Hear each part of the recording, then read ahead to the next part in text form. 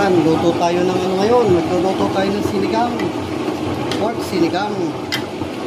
Pinakuluan pa lang namin yan sa ano, sa wala. Yung kanyang sariling tubig. Yan, nakalagay na dyan kamatis, sibuyas.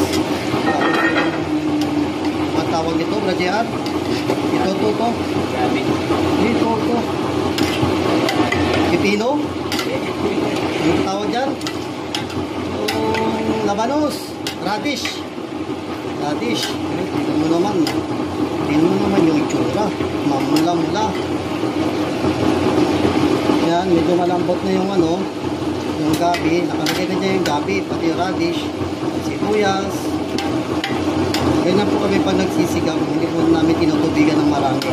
Pinapalambot pa lang muna namin yan sa ano, sa sarili niyang tubig. Kasi po yung pork, yung karne, may sariling tubig yan. May sariling ano, patas ng karne. Yan, mga kaibigan, lalagyan na natin ng sabaw yan. Lalagyan na natin ng tubig. Yung sabaw na tubig na galing sa ano, galing na sa Manila Bay. Kaya pa na kulay, mamula-mula pa rin. Yan, mga kaibigan, ano na yan. Hintayin na lang natin kumulo. Tapos may lulutang dyan na ano, yung mga bula-bula. Tapos yung mga taba-taba, yung animal fat ng pork. Tatanggalin natin yan. Tapos ilalagay natin yung ano, yung gulay. Okra, yung sitaw. Tapos yung pang-asim, yun, tapos na. Ready to serve na yun. Yan. Tatanggalin na natin yung malumutang na yan. Tawag sa mga lumutang na to. Alam ko to, bula na sabon to eh. Kaya po mga kaibigan, may mga bula-bula yan kasi may mga malilit na tao dyan naglalaba. Mga sabon nila yan.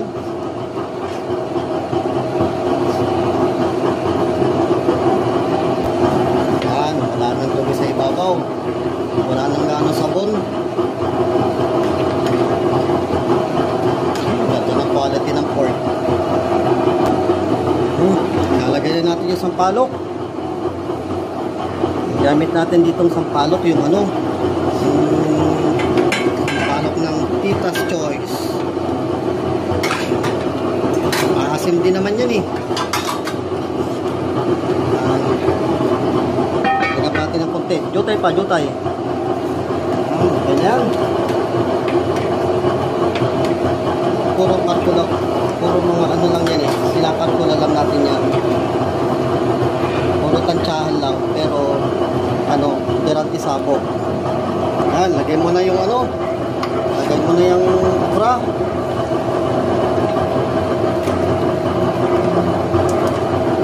Tapos tutuhin lang natin ng kunti yan. Ilalagay natin yung dyan. Taw.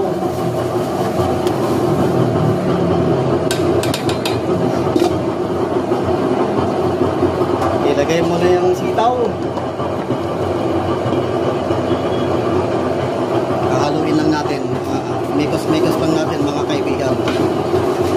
Mikos lang. Takpan muna natin hanggang sa kumulo. Yan. Nga pala mga kaibigan. Hindi ko masyadong niluluto yung ano. Half cook lang yan. Yung mga gulay pa sa sinigang. Magluluto na talaga dyan ng ano. Yung init ng sabaw. Siya na yung magluluto ng mga gulay. Ang purpose ko po noon, para yung gulay mo malutong, hindi makunat. Subukan nyo po mga kaibigan, ganun gawin nyo. Hindi masyadong luto. Yung magluluto na lang yan, yung ano na, patayin na natin yung apoy. Yung kanyang init. Tingnan nyo, may green pa nga oh. Maluluto na yun mamaya. Pag tinakpan mo yan eh, mga ilang minuto lang, makita mo, luto na. Pero ang ano po nun, yung gulay mo hindi makunat. Subukan nyo.